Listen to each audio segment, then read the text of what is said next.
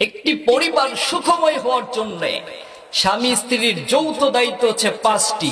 বলেন কয়টি? 5টি। Love between husband and wife increase if you do 5 work. 5টি কাজ। তার মধ্যে নাম্বার 1 হচ্ছে স্বামী স্ত্রীকে, স্ত্রী স্বামীকে সালাম দিবে। বলেন কি দিবে? সালাম দিবে। প্রত্যেকে সালাম দিলে মহাব্বত বাড়িয়ে দিবেন কে? আপনি 10 দিন আপনার স্ত্রীকে সালাম দেন, দেখবেন 11 দিনের মাথা থেকে আপনার স্ত্রীও আপনাকে সালাম দিবে। ঠিক কিনা? তিরমিজি শরীফের বর্ণনা 2688 নম্বর হাদিস। আল্লাহর রাসূল সাল্লাল্লাহু আলাইহি ওয়াসাল্লাম বলেন, সেই আল্লাহর শপথ যার হাতে আমার প্রাণ, তোমরা ততক্ষণ পর্যন্ত জান্নাতে প্রবেশ করতে পারবে না যতক্ষণ পর্যন্ত তোমরা মুমিন না হও, আর ততক্ষণ পর্যন্ত মুমিন হতে পারবে না যতক্ষণ পর্যন্ত তোমরা একজন মুসলমান অন্য একজন মুসলমানকে ভালোবাসবে। আল্লাহর রাসূল সাল্লাল্লাহু আলাইহি ওয়াসাল্লাম বলেন, আমি কি তোমাদেরকে এমন একটা বিষয় সম্পর্কে বলে দিব না যেই বিষয়টা আমল করলে তোমাদের পরস্পরের মধ্যে ভালোবাসা বৃদ্ধি পাবে? আল্লাহর রাসূল সাল্লাল্লাহু আলাইহি ওয়াসাল্লাম বলেন, আফশুস সালামা বাইনাকুম, তোমরা একজন আরেকজনের প্রতি সালাম দিবে, তাহলে আমি রব্বুল আলামিন মহব্বত বাড়িয়ে দিব। জোরে বলি সুবহানাল্লাহ। তার মানে হলো, আপনি যদি জান্নাতে প্রবেশ করতে চান, শর্ত হলো আপনাকে মুমিন হতে হবে।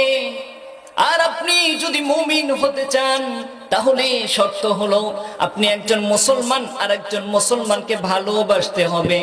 আর আপনি যদি ভালোবাসতে চান, তাহলে পদ্ধতি হলো একজন মুসলমান আর একজন মুসলমানকে সালাম দিবে। কি দিবে? সালাম দিবে। এই সালাম দিলে মহব্বত এবং ভালোবাসা বৃদ্ধি করে দেন তিনি কে? এই সালামটা হচ্ছে দোয়া। এই সালামটা হচ্ছে দোয়া। দেখা হলে সালাম করো, সালাম হলো ভালো থাকার দুয়া। প্রথমে যে সালাম করে হৃদয়টা তার জ্যোৎস্না দিয়ে ধোয়া। আসসালাম আসসালাম আসসালামু আলাইকুম, আসসালাম আসসালাম আসসালাম আসসালামু আলাইকুম আসসালাম। এই জন্য একটি পরিবার সুখময় হওয়ার জন্য স্বামী স্ত্রীর 1 নম্বর দায়িত্ব হচ্ছে স্বামী স্ত্রীকে, স্ত্রী স্বামীকে সালাম দিবে। কি দিবে? সালাম দিবে। 2 নম্বর দায়িত্ব হচ্ছে একটি পরিবার সুখময় হওয়ার জন্য স্বামী স্ত্রীকে, স্ত্রী স্বামীকে সন্দেহ না করা। বলেন কি না করা? সন্দেহ করা যাবে না। অনেক স্ত্রী আছে স্বামীকে শুধু সন্দেহ। একদিন যদি বাসা থেকে আসতে যদি একটু লেট করে, প্রশ্ন করে, তুমি আজকে দুপুরবেলা আসলে না কেন? কোথায় গিয়েছিলে? কার বাসায় খেয়েছিলে? কেন খেয়েছিলে? একটা না 10টা প্রশ্ন করে। ঠিক কিনা? আবার সারাক্ষণ স্বামীর মোবাইলে মেসেজ আসলো সন্দেহ করে। এই জন্য একজন আরেকজনকে সন্দেহ করা যাবে না। আবার অনেক স্বামীও আছে স্ত্রীকে সব সময় সন্দেহের চোখে দেখে। স্ত্রী যদি ঘরের ভিতরে থাকে তারপরও সন্দেহ, ঘরের বাইরে থাকে তারপরও সন্দেহ, যদি বাবার বাড়িতে একটু মোবাইলে বেশিক্ষণ কথা বলে তারপরও সন্দেহ করে। সব রোগের ওষুধ আছে, কিন্তু সন্দেহ রোগের কোনো ওষুধ নাই। এই জন্য স্বামী স্ত্রীকে, স্ত্রী স্বামীকে কোনো সন্দেহ করা যাবে না।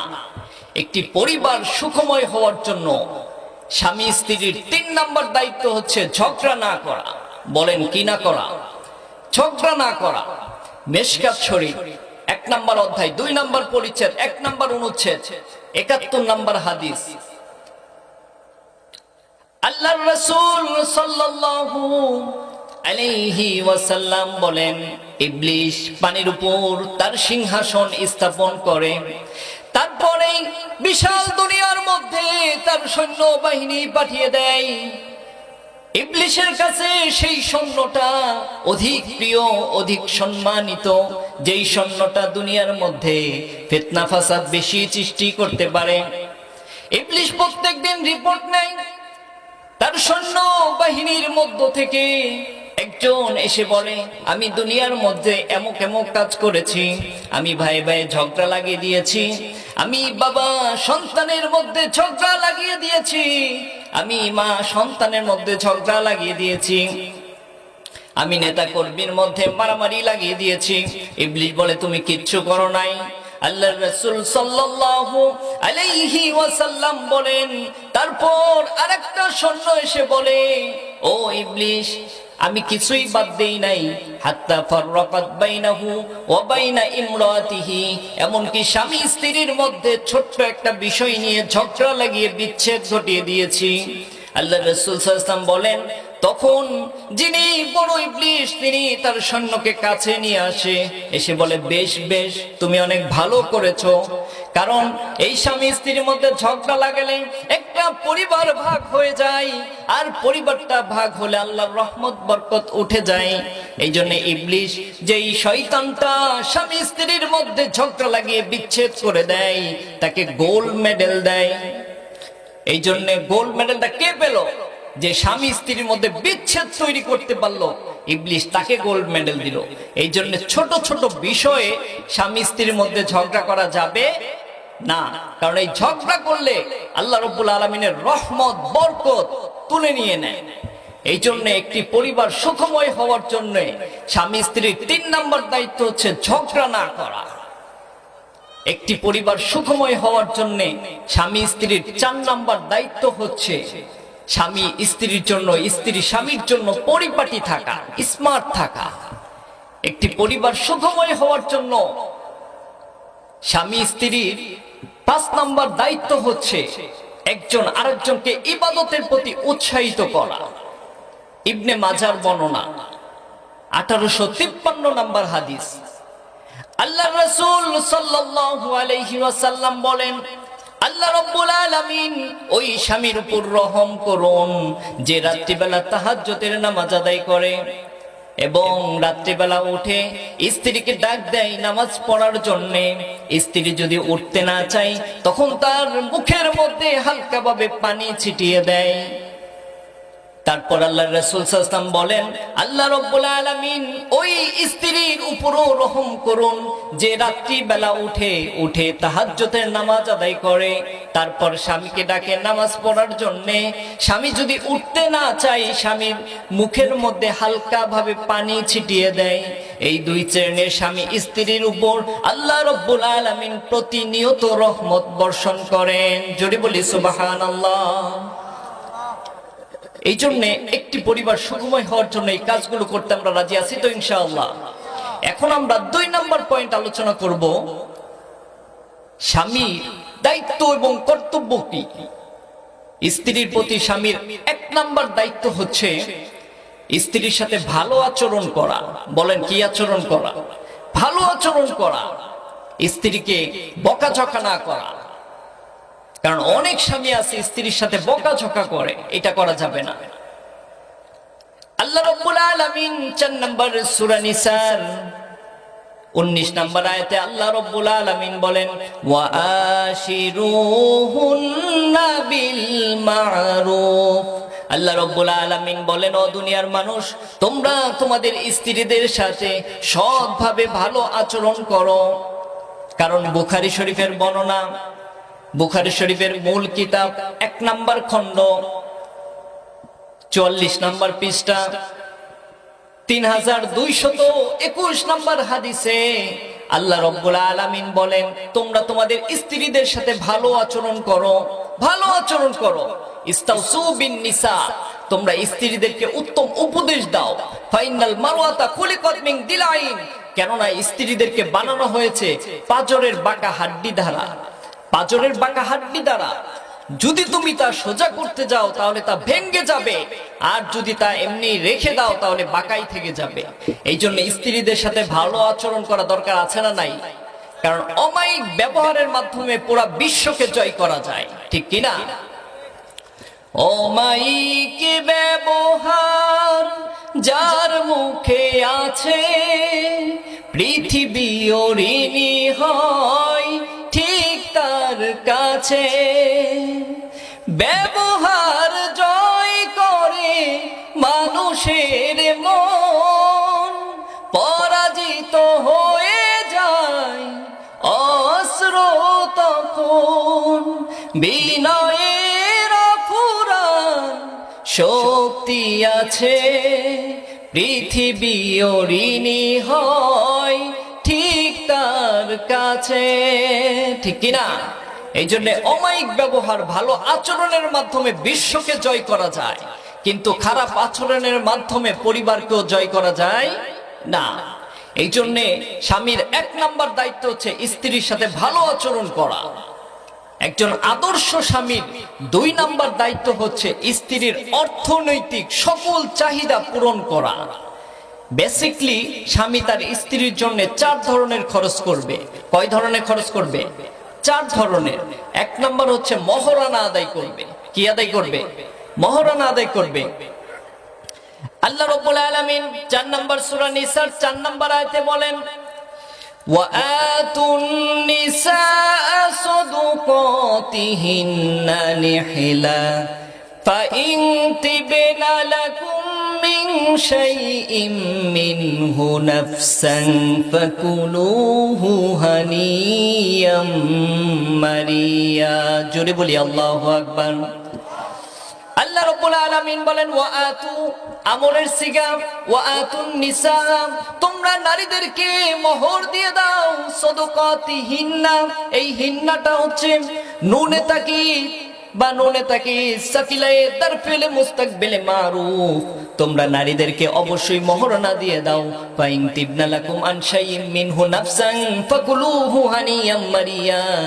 যদি নারীরা তোমার সেই মহরানা থেকে অল্প কিছু তোমাকে দিয়ে দেয় খাওয়ার জন্য, তাহলে তুমি হানিয়াম মারিয়া, তাহলে তুমি আনন্দ চিত্তে খাও। কিন্তু অনেক স্বামী কৌশল অবলম্বন করে। বিয়ের প্রথম রাতে যায় না, স্ত্রী জিজ্ঞাসা করে আপনি আসেন না কেন? স্বামী বলে আমার মহরানাও নাই, আমিও নাই, আমি আর যাব না। স্ত্রী বলে ঠিক আছে, আপনার মহরানা আর দিতে হবে না, আপনি অন্তত আসেন। এরকম কৌশলী স্বামী আছে না নাই? এটা হচ্ছে ওই ডাকাতের মতন, যেই ডাকাত একজন মানুষকে ধরে সবকিছু নিয়ে যায়, তারপর তার গলার মধ্যে ছুরি দিয়ে বলে, বল যা কিছু দিয়েছি মন থেকে দিয়েছি। ওই লোকটা জানের ভয়ে বলে যা কিছু দিয়েছি মন থেকে দিয়েছি। আসলে কি মন থেকে দিয়েছে? সে ছুরির ভয়ে এটা বলেছে। এই জন্যে কৌশলে এটা অবলম্বন করা যাবে না। এই জন্য স্বামীর দায়িত্ব স্ত্রীর মহরানা আদায় করা। 2 নাম্বার স্বামীর দায়িত্ব হচ্ছে স্বামী যেই খাবার খাবে স্ত্রীকে ওই খাবার খাওয়াবে। 3 নাম্বার হচ্ছে স্বামী যেই দামের কাপড় পরবে স্ত্রীকেও ওই দামের কাপড় পরাবে। 4 নাম্বার হচ্ছে স্ত্রীকে পর্দায় রাখাবে। এই জন্যে স্বামীর দায়িত্ব স্ত্রীর 1 নাম্বার হচ্ছে ভালো আচরণ করা, 2 নাম্বার হচ্ছে স্ত্রীর অর্থনৈতিক সকল চাহিদা স্বামী পূরণ করবে। স্বামী একটি পরিবার সুখময় হওয়ার জন্য তার স্ত্রীর উপর স্বামীর 3 নাম্বার দায়িত্ব, স্বামী তার স্ত্রীকে কখনো আঘাত করবে না। স্বামী তার স্ত্রীকে হালাল বিনোদনের জন্য চেষ্টা করবে, শরীয়ত সম্মত, অবৈধ না, শরীয়ত সম্মত। বুখারী শরীফের বর্ণনা 6130 নাম্বার হাদিস। আম্মা জান আয়েশা সিদ্দিকা রাদিয়াল্লাহু তাআলা আনহা বলেন, আমি আল্লাহর রাসূল সাল্লাল্লাহু আলাইহি ওয়াসাল্লামের সামনে পুতুল নিয়ে খেলা করতাম। রাসূল সাল্লাল্লাহু আলাইহি ওয়াসাল্লাম কিচ্ছু বলতেন না। তিনি আমাকে আনন্দ দেওয়ার জন্য আমার বান্ধবীদেরকে ডেকে এনে আমার সাথে খেলায় অংশগ্রহণ করাতেন, হালাল বিনোদন দিতেন। বুখারী শরীফের 5236 নাম্বার হাদিস। স্ত্রীকে নিয়ে মাঝে মধ্যে ঘুরতে যাওয়া, মাঝে মধ্যে গল্প করা। আল্লাহর রাসূল সাল্লাল্লাহু আলাইহি ওয়াসাল্লাম বলেন, স্ত্রীকে মাঝে মধ্যে নিয়ে ঘুরতে যেতেন, মাঝে মধ্যে স্ত্রীকে গল্প শোনাতেন। এই কাজগুলো করলে আল্লাহ রাব্বুল আলামিন রহমত বরকত দিয়ে পরিবারটাকে ভরপুর করে দেন। ঠিক কিনা? রাসূল সাল্লাল্লাহু আলাইহি ওয়াসাল্লাম মাঝে মধ্যে ঘুরতে যেতেন, সফরে যেতেন। একবার আল্লাহ রাসূল সাল্লাল্লাহু আলাইহি ওয়াসাল্লাম সফরে আম্মা জান আয়েশা সিদ্দিকা রাদিয়াল্লাহু তাআলা আনহাকে বললেন, ও আয়েশা চলো আমরা দৌড় প্রতিযোগিতা দেই। আম্মা জান আয়েশা সিদ্দিকা রাদিয়াল্লাহু তাআলা আনহা বললেন, ইয়া রাসূলুল্লাহ চলেন তাহলে আমরা দৌড় প্রতিযোগিতা দেই। আল্লাহ রাসূল সাল্লাল্লাহু আলাইহি ওয়াসাল্লাম একটু আস্তে দৌড়াইয়া আম্মা জান আয়েশা সিদ্দিকা রাদিয়াল্লাহু তাআলা আনহাকে জিতাইয়া দিলেন। দ্বিতীয় সফরে আল্লাহ রাসূল সাল্লাল্লাহু আলাইহি ওয়াসাল্লাম আবার বললেন, ও আয়েশা চলো আমরা আবার দৌড় প্রতিযোগিতা দিই। অন্য এক সফরে আল্লাহ রাসূল সাল্লাল্লাহু আলাইহি ওয়াসাল্লাম আম্মা জান আয়েশা সিদ্দিকা থেকে একটু দৌড়ে গিয়ে জিতে মুস্কি হেসে বললেন, ও আয়েশা আজকের এই বিজয় পূর্বের প্রতিশোধ। এই জন্য মাঝে মধ্যে স্ত্রীকে নিয়ে ঘুরতে যাবে। স্বামীর 6 নাম্বার 7 নাম্বার দায়িত্ব হচ্ছে স্ত্রীর জন্য দোয়া করা। কি দোয়া করবেন আল্লাহ রাব্বুল আলামিন সেটাও শিখিয়ে দিচ্ছেন, পড়েন সবাই আমার সাথে। আল্লাহ রাব্বুল আলামিন বলেন, রব্বানা হাব লানা মিন আজওয়াজিনা ওয়া যুররিয়াতিনা কুররাতা আয়ুনি ওয়াজআলনা লিল মুত্তাকিনা ইমামা। আল্লাহর কাছে দোয়া করবেন। এই হচ্ছে 7টি। আমি অনেক পয়েন্ট সংক্ষেপ করতেছি, ভিতরে অনেক বিস্তারিত আলোচনা ছিল, প্রায় 1.5 থেকে 2 ঘন্টার আলোচনা। আমি শুধু সংক্ষেপে পয়েন্টগুলো বলে যাচ্ছি। এগুলো খুবই গুরুত্বপূর্ণ। আজকে সংসারগুলো ভেঙ্গে চুরমার হয়ে যাচ্ছে। আজকে এগুলো না জানার কারণে আমাদের সংসারগুলো ভেঙ্গে যাচ্ছে। স্বামী স্ত্রী ডিভোর্সের পরিমাণ দিনকে দিন বেড়েই যাচ্ছে, ঠিক কিনা? প্রচুর পরিমাণ বেড়ে যাচ্ছে। এখন আমরা আলোচনা করব 3 নাম্বার পয়েন্ট এবং লাস্ট পয়েন্ট। এটা বলেই আমরা শেষ করে দিব ইনশাআল্লাহ। 3 নাম্বার পয়েন্ট হচ্ছে স্ত্রীর দায়িত্ব ও কর্তব্য। স্ত্রীর 1 নাম্বার দায়িত্ব এবং কর্তব্য হচ্ছে স্বামীর আনুগত্য করা। বলেন কি করা? স্বামীর আনুগত্য করা স্ত্রীর 1 নাম্বার দায়িত্ব। ইবনে মাজাহ 1853 নাম্বার হাদিস। আল্লাহ রাব্বুল আলামিন বলেন, আল্লাহর রাসূল সাল্লাল্লাহু আলাইহি ওয়াসাল্লামের মাধ্যমে জানিয়ে দিলেন, যদি পৃথিবীর মধ্যে কোনো মানুষকে যদি বলা হতো যে আল্লাহ ব্যতীত অন্য কাউকে তুমি সিজদা করো, তাহলে বিশ্বনবী সাল্লাল্লাহু আলাইহি ওয়াসাল্লাম বলেন, আমি হুকুম দিতাম আল মারআতু আন তাসজুদা লিজাওজিহা, আমি স্ত্রীকে হুকুম দিতাম সে যেন স্বামীর পায়ের মধ্যে সিজদা করে। ওয়াল্লাযী নাফসু মুহাম্মাদিন বিয়াদিহি, সেই আল্লাহর শপথ যার হাতে আমার প্রাণ, লা তুআদ্দিয়াল মারআতু হাক্কা রাব্বিহা, স্ত্রী ততক্ষণ পর্যন্ত আল্লাহর হক আদায় করতে পারবে না, নামাজ পড়ে রোজা রেখে হজ করে যাকাত করে ততক্ষণ পর্যন্ত আল্লাহর হক আদায় করতে পারবে না, হাত্তা তুআদ্দিয়া হাক্কা যাওজিহা, যতক্ষণ পর্যন্ত না সে স্বামীর হক আদায় করবে।